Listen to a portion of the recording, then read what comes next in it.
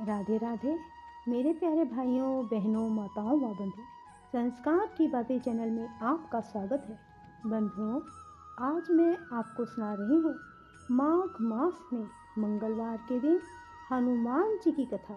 बंधुओं, जो मनुष्य भी हनुमान जी की इस कथा को सुनेंगे, हनुमान जी उन्हें अष्ट सिद्धि नव निधियाँ प्रदान करेंगे और हनुमान जी उनके सभी संकटों को दूर करेंगे। बंधुओं, यदि आपने YouTube चैनल संस्कार की बातें अब तक सब्सक्राइब नहीं किया तो जरूर करें और बेल आइकन दबाना ना भूलें। बोलो पवन पुत्र हनुमान की जय हो। माता अंजना अपने प्राण प्रिय पुत्र हनुमान जी का लालन पालन बड़े ही मनोयोग पूर्वक करती थी। कपिराज केसरी भी उन्हें अतिशय प्यार करते। जब हनुमान जी प्रसन्नता पूर्वक किलकते तो अंजना और केसरी आनंद मगन हो जाते। हनुमान की बाल क्रीड़ाएं अत्यंत आकर्षक और सुखद तो थी ही, अद्भुत भी थी। एक बार कपिराज केसरी कहीं बाहर गए हुए थे। माता अंजना भी बालक को पालने में लिटाकर वन में फल फूल लेने को चली गई। बालक हनुमान जी को भूख लगी। माता की अनुपस्थिति में वे हाथ पैर उछाल उछाल कर क्रंदन करने लगे। सहसा उनकी दृष्टि प्राची के क्षितिज पर पड़ी। अरुणोदय हो रहा था। उन्होंने सूर्य के अरुण बिंब को लाल फल समझा। तेज और पराक्रम के कारण अवस्था अपेक्षित नहीं, यहाँ तो हनुमान जी के रूप में अंजना की गोद में प्रत्यक्ष प्रलयंकरकारी शंकर 11वें रुद्र क्रीड़ा कर रहे थे। वायुदेव ने पहले ही उन्हें उड़ने की शक्ति प्रदान कर दी थी। हनुमान जी उछले और वायु वेग से आकाश में उड़ने लगे। पवन पुत्र तीव्र गति से उड़ते चले जा रहे थे। उन्हें इस प्रकार वेग पूर्वक उड़ते देखकर देव दानव और यक्ष आदि विस्मत होकर कहने लगे, इस वायु पुत्र के वेग के तुल्य वेग तो स्वयं वायु गरुड़ और मन में भी नहीं है। इसी आयु में शिशु का ऐसा वेग और पराक्रम है तो यौवन काल में इसकी शक्ति कैसी होगी। वायु वेग ने अपने पुत्र को सूर्य की ओर जाते देखा तो उनके मन में चिंता हुई, मेरा यह बच्चा कहीं सूर्य की प्रखर किरणों से झुलस ना जाए। इस प्रकार वे बर्फ के समान शीतल होकर उनके साथ चलने लगे।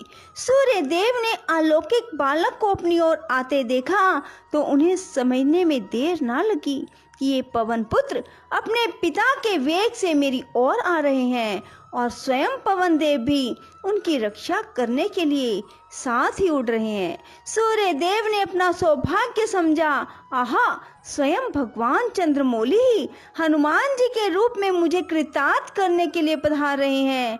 अंशुमाली की अग्निमयी किरणें शीतल हो गई। हनुमान जी सूर्य के रथ पर पहुंचकर उनके साथ क्रीड़ा करने लगे। संयोग की बात, उस दिन अमावस तिथि थी। सिंह का पुत्र राहु सूर्य देव को ग्रसने के लिए आया तो भुवन भास्कर के रथ पर बैठे हुए उस बालक को देखा। राहु बालक की चिंता ना कर दिन मणि को ग्रसने के लिए आगे बढ़ा। हनुमान जी ने उसे पकड़ लिया। उनकी वज्र मुष्टि में दबकर राहु छटपटाने लगा। वह किसी प्रकार प्राण बचाकर भागा। वह सीधा सुरपति इंद्र के समीप पहुंचा और उसने भौहें टेढ़ी कर क्रोध के साथ कहा, सुरेश्वर, मेरी क्षुधा का निवारण करने के लिए आपने मुझे सूर्य और चंद्र को साधन के रूप में प्रदान किया था, किंतु अब आपने यह अधिकार दूसरे किसी कारण से दे दिया। क्रुद्ध सिंह का पुत्र राहु को चकित करके वाणी सुनकर सुरेंद्र उसका मुंह देखने लगे। उसने आगे कहा, आज पर्व के समय मैं सूर्य को ग्रसने के लिए उनके समीप गया ही था कि वहां पहले से उपस्थित दूसरे राहु ने मुझे कसकर पकड़ लिया। किसी प्रकार अपनी जान बचाकर यहाँ आ पाया हूँ। नेत्रों में आंसू भरे क्रुद्ध राहु की वाणी सुनकर वासव चिंतित हो उठे। वे अपने सिंहासन से उठकर खड़े हो गए और ऐरावत पर बैठकर घटनास्थल की ओर चले। राहु उनके आगे आगे चला। शचीपति आश्चर्यचकित हो मन ही मन सोच रहे थे, तिमिरारी के समीप ऐसा कौन पराक्रमी पहुंच गया जिसके भय से सिंहिका के पुत्र को प्राण बचाकर भागना पड़ा। उधर राहु बड़े वेग से सूर्य की ओर दौड़ा। उसे देखते ही हनुमान जी को भूख की स्मृति हुई। वे राहु को सुंदर भक्ष्य समझकर उस पर टूट पड़े। सुरेश्वर बचाइए बचाइए चिल्लाता हुआ राहु इंद्र की ओर भागा। सुरेंद्र राहु की रक्षा के लिए दौड़े। राहु के बच निकलने पर हनुमान जी ने ऐरावत को देखा तो उसे सुंदर सुस्वादु खाद्य समझा। वे ऐरावत पर झपटे। उस समय हनुमान जी का स्वरूप प्रज्वलित अग्नि की भांति प्रकाशित और भयानक प्रतीत हो रहा था। इंद्र डर गए।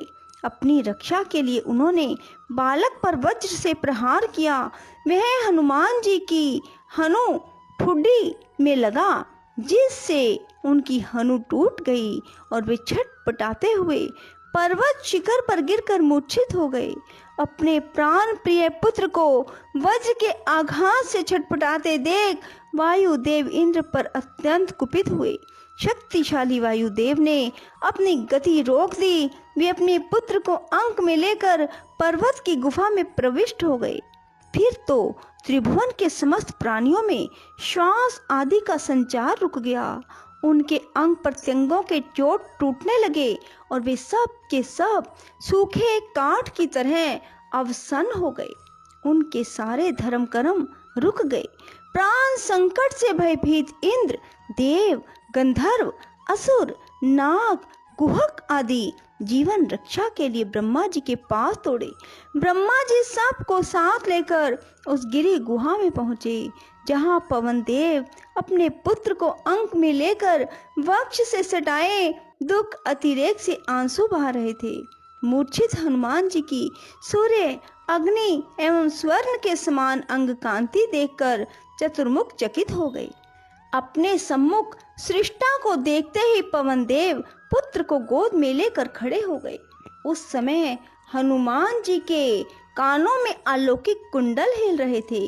उनके मस्तक पर मुकुट, गले में हार, दिव्य अंगों पर स्वर्ण के आभूषण सुशोभित थे। पवन देवता विधाता के चरणों पर गिर पड़े। चतुरानन ने अपने हाथों से अत्यंत स्नेहपूर्वक पवन देव को उठाया और उनके पुत्र के अंगों पर अपना कर कमल फेरने लगे। कमल योनि के कर स्पर्श से पवन पुत्र हनुमान जी की मूर्छा दूर हो गई। वे उठकर बैठ गए। अपने पुत्र को जीवित देखते ही जगत के प्राण स्वरूप पवन देव पूरबवत बहने लगे और त्रैलोक्य को जीवन दान मिला। ब्रह्मा ने संतुष्ट होकर हनुमान जी को वरदान प्रदान करते हुए कहा, इस बालक को ब्रह्म शाप नहीं लगेगा और इसका कोई अंग कभी भी शस्त्र अस्त्रों से नहीं छिद सकेगा।